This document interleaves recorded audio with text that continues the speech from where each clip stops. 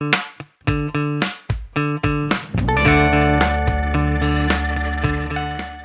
back to the Berg Podcast. Thanks for joining us today. This is Brian, and with me is Dan. Hey, everybody. And Ford. Hey, how's it going? And today we are continuing our conversation about the campaign that we've been working on, and this is the For Them section. So we talked about For Us, we've talked about For You, and now we're going to talk about For Them. Well, the For Them piece is so big that it's we're trying to break it down a little bit more today because it is all-encompassing of everything outside of the wires, we'll call it, anything that's outside of us.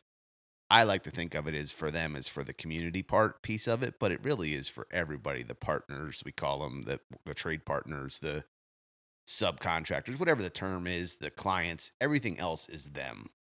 But I like to focus mainly on the community and what we can do for the community, but everything we do is for a community, maybe not our community, but we're building stuff. That's really what we do.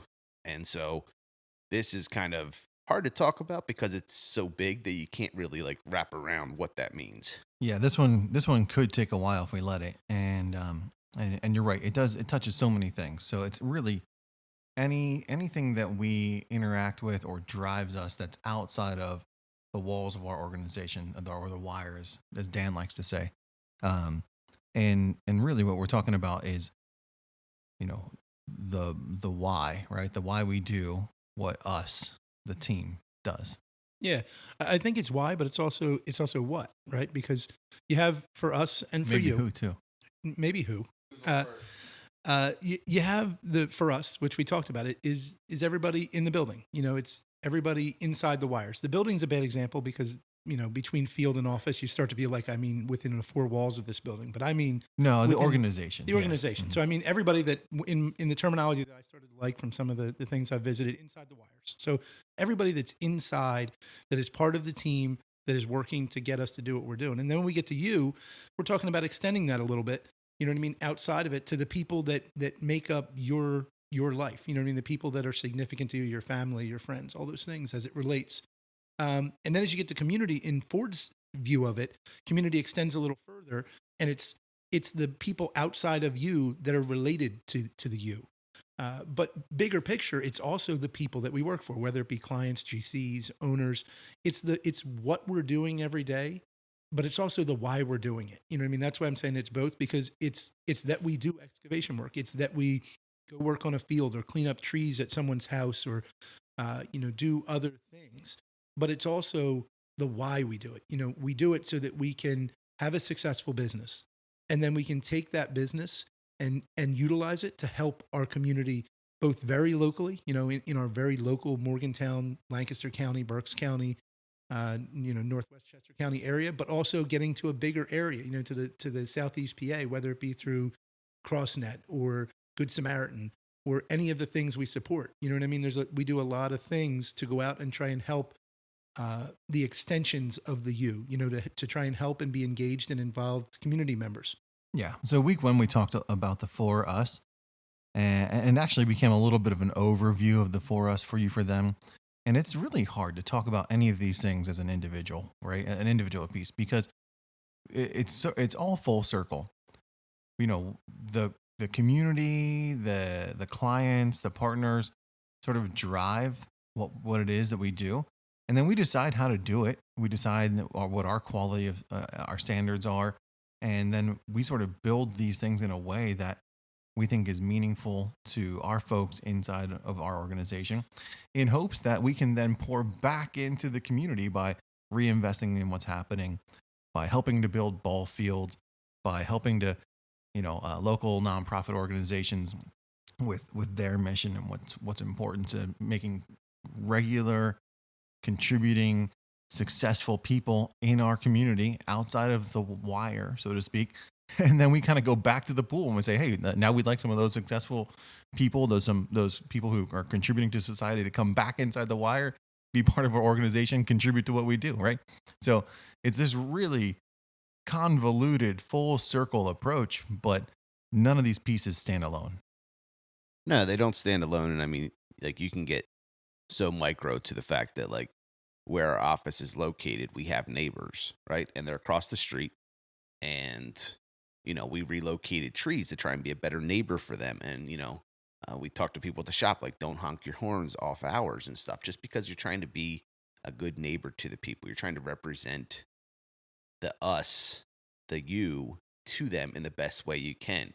It's if someone's, you know, driving inappropriately, like they have they're representing the company when they're out in public during the workday. And so that's part of, trying to be a good community member and that kind of thing. And then it's small things about, trying to help out, someone has a water line break in the middle of the night or something like that. And that's helping out that community to, building a warehouse is where jobs are going to be at some point in the future once it's done. So, it just depends on what lens you want to look at this in. If it wants to be a micro or macro lens, is how them can be quantified. Yeah, and that's a really good way to look at it. Almost when you take a camera lens, and you focus on something far away and you come back in and out, and you see it differently based on how much you zoom in. And you can take any one of any one of the community sponsored groups that try and do good things in the community, whether it be athletics with kids, or whether it be like Good Samaritan, serving the needs of people trying to deal with not having places to live, or whether it be Anchored, trying to reach out to people and help kids and help families in need. Each of them, if you pan way back, you see this big picture of a community organization that's trying to do good things locally and help everybody around us, people not even related to Berg Construction. But as you zoom into it more, you realize that almost every time you get back to an individual that is key to what we do every day, that came to us and said, I think this is valuable, and would Berg be willing to help? And almost to a fault, we always say yes. You know what I mean? It's one of those things. I mean, I can't tell you how many times I've said to Ford, hey, what do you think about, making a donation or something to a local organization for me, kids athletics, with the kids coming to mind, whether it be my kids or other people's kids. And Ford always says yes. And, so many times outside the wire, people will look at it and they'll say to me, but like, well, what benefit are you getting? And I say, well, there really is no benefit. Like I'm not trying to get work. And I think that resonates back to this whole idea, this us, you, them idea. Is I've said to people, as we've now started to talk about it, and people have said to me, well, what's the purpose of us, you, them? How is this going to play back to Berg Construction? And I said, Berg Construction does not advertise. Like, we don't advertise for work. We're not looking to get people to see it to say, hey, I'd like to give them a job. We're trying to advertise who we are and why we are what we are, in hopes that A, our people know it and they can really take it to heart and be proud to be part of the team, and B, to help people outside the organization to identify that they would like to be part of the you and the us. And that's the purpose of what we're doing. This campaign was never meant to try and increase our workload, increase our backlog, make us profitable. It has nothing to do with it. And it's ironic because it's so key to how we operate every day. Most decisions we make are not about that. Most decisions we make are based on trying to build a better team and make it a really genuinely good place to work, where you want to come to work. In an age where we're all reading about, people not going to work, that people are working remotely, we work in a very on-site industry. You can't do site work without being on site. And I don't think that there's ever a time when we will work remotely. You know what I mean? As a whole, you know what I mean? Berg Construction wants to have that home base because it's what creates culture. So it doesn't mean some people can't work remotely, but it does mean that Berg Construction wants to have a good central focus in the community and have a presence in the community and be involved. And you have to do that here. Well, I think tying back to, like you said, the sports team, the world has become so transactional. Everything has to have a benefit. And it does have a benefit. It helps hopefully keep the cost of the people that are on that team down. It has benefit to them. It's just that it doesn't have a direct benefit back to us at that time. But that's what we always look forward to. Like any of the team members that have kids in sports, we definitely want to support them because, those kids, their dads work or moms work here. So that's important to them. Local community things, there's a lot of places to donate, money to. But we really specifically look for local things because we want to see the impact be to the people that we see at Wawa in the morning and things like that versus just into a deep bucket that goes somewhere else outside of our community. Yeah, I actually thought of two things while you guys were talking there. The first one is something that I learned a long time ago by serving in some nonprofit organizations was that you don't have to be a silo, right?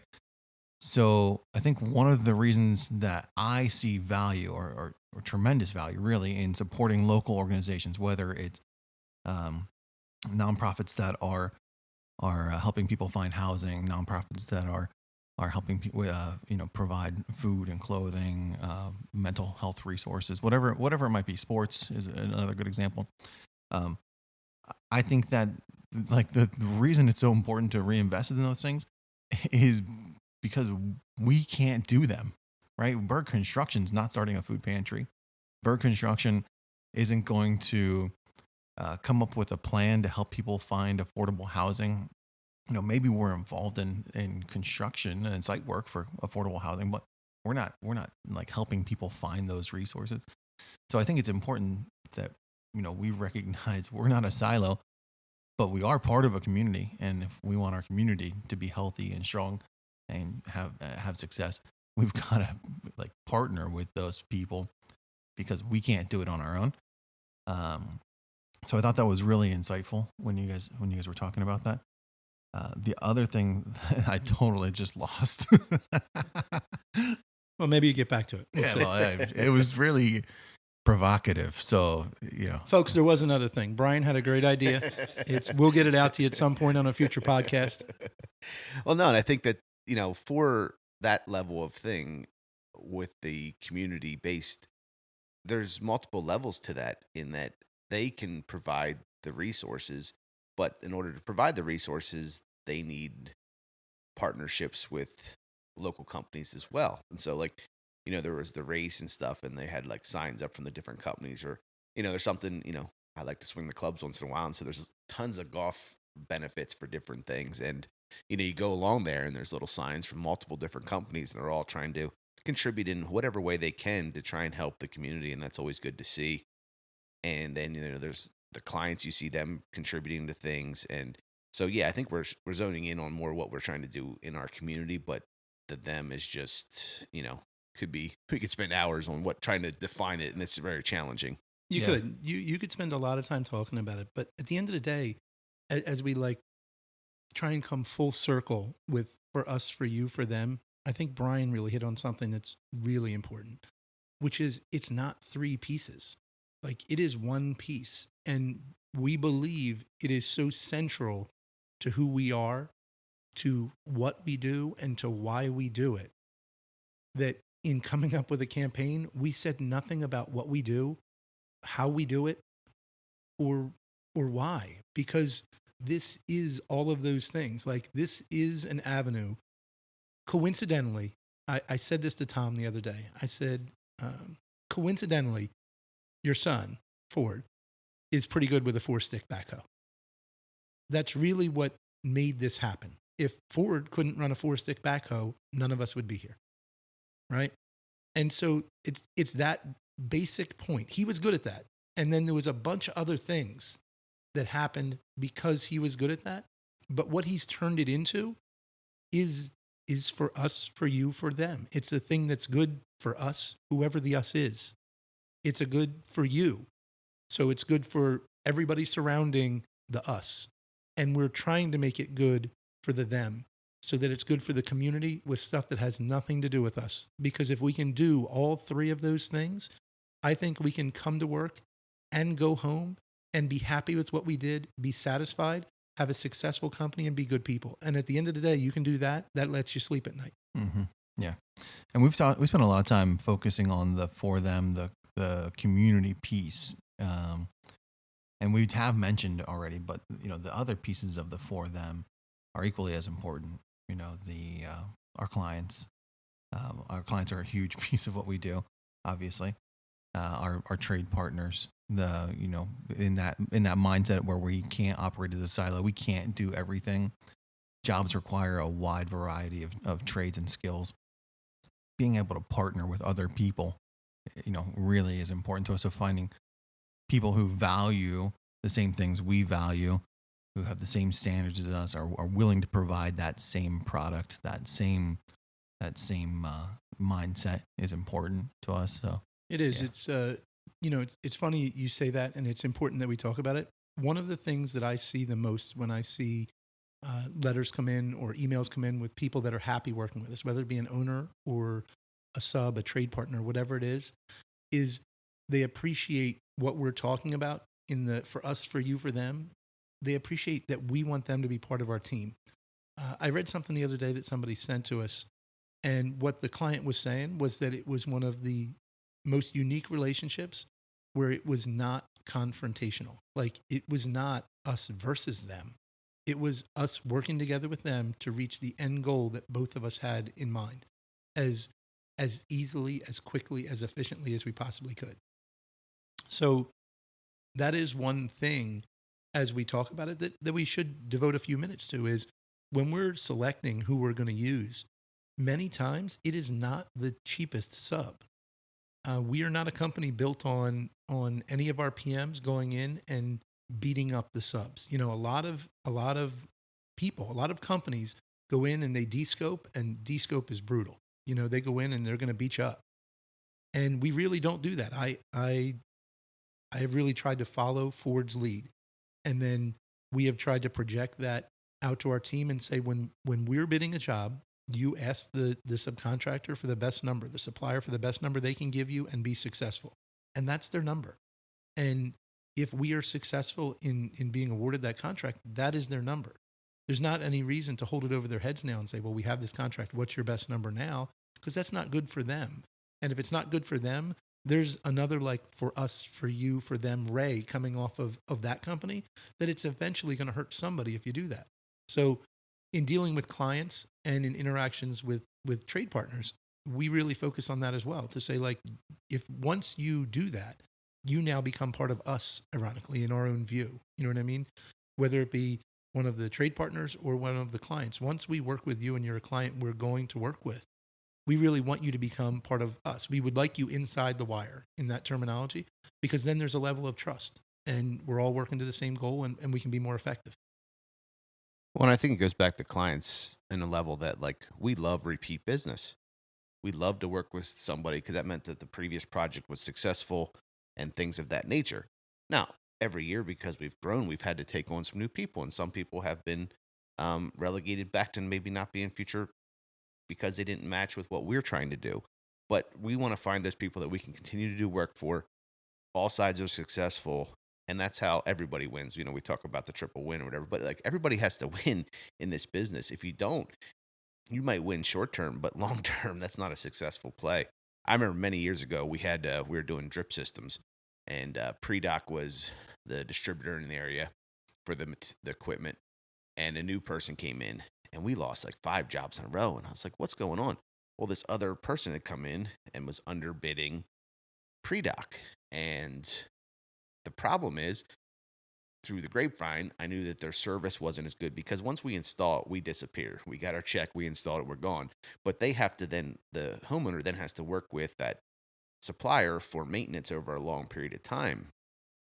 And we just heard that their other company's maintenance wasn't as strong. Right. And so I was like, you know what? We'll lose the jobs. I'm fine with that. But I want to work with people that I know that, like, when that homeowner calls that person up in 6 years and needs something, there's going to be somebody there to answer the phone, because that's a reflection on, yeah, I understand it was $1,000 more for that product, for the same product, but I knew that that money was going to take care of the customer long term. Yeah, It for wasn't sure. that short term, like, hey, it's cheaper and get it in the ground. It was, they got to use this system in their backyard for a long time. And so it's important that they get the best quality they can. You know, the other thing I was thinking about was we were talking earlier about there might not be a benefit to Burr Construction to be involved or to help financially contribute to to organizations in the community, and that might not be totally true.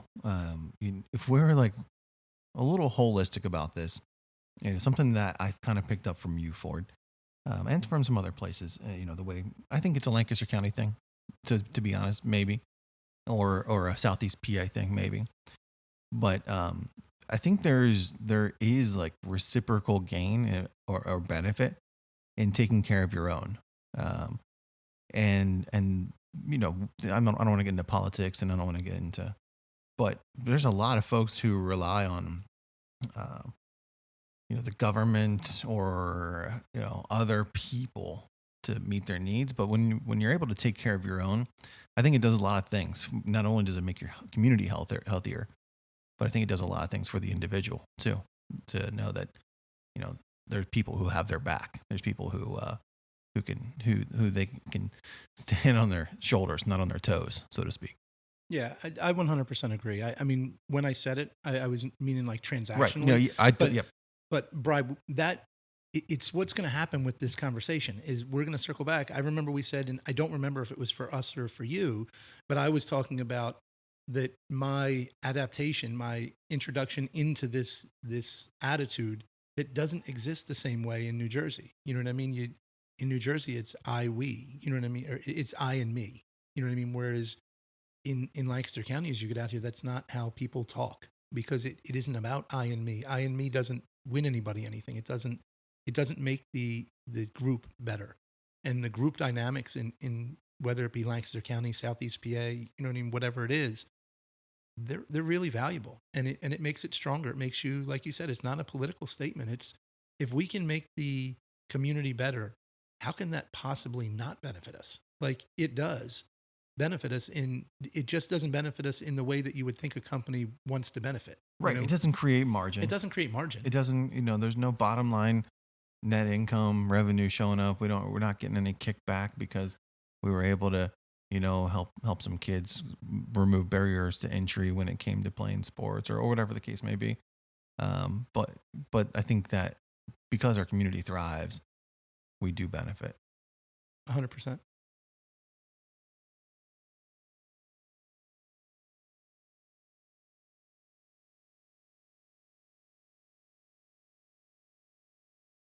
Yeah, I think that, you know, it's a long game, short game scenario. I think that, you know, like I said, everything nowadays is transactional. That's just the nature of the beast, because of different factors outside of this room. But, you know, that is, you know, maybe that kid, you know, that's what I'm saying, the long game. Maybe that kid saw that sign there as a young 8-year-old playing soccer, and in 10 years or 15 years, then all of a sudden, maybe join it. So there is benefit to it. It's just, it's not like immediate, like, oh, we know that Johnny's dad works for a so we sort of knew this could happen. We could wander on this topic because it's important to us. But okay, at the end of the day, we're doing this for that. It's for just us, not for that you, for kind them of is the best representation we can give people of why we're here, of what we're trying to do, and who we want to be. And I hope that in this 3-part group in the podcast, we've expressed what our point was and what we were trying to do. And if you have questions coming from it, please get them to us. You know what I mean? We'll gladly talk about it. But I feel like we've covered it and we've addressed why we did it. Yeah. And I feel like that's a great place to wrap it up. So thanks for joining us. Hopefully you've been able to listen to the whole series, and maybe you've caught some of our stuff on social media. And we look forward to having you again on another podcast. Thanks.